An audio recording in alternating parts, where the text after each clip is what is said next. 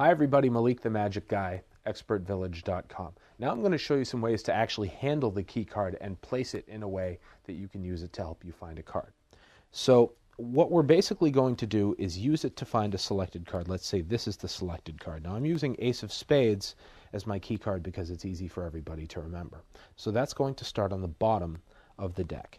Now if this was a card that they had selected, we could cut the cards down to the table. We're putting the top half on the table. They would put the selected card back, and we're going to put our key card right on top, just like I showed you before. So if we're doing that up to sort of trick speed, we'll have Mr. Hand take out a card. Okay, we'll cut the deck. Go ahead, Mr. Hand, return your card right there. We'll put that right on top.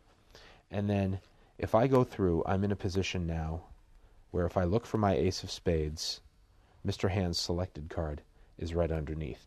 There's another way to do that, and that's using the Hindu shuffle that I showed you before in the basic card handling section. So Mr. Hand, let's take one more card. Now one principle of the Hindu shuffle is that if I'm using the Hindu shuffle to pull cards off, the bottom card doesn't change. I can do it a few times and it won't change. So I can shuffle till Mr. Hand says stop. Then he can put his card back, and I can just drop my key card right on top of Mr. Hand's card. And now it looks like he returned his card to a shuffled deck.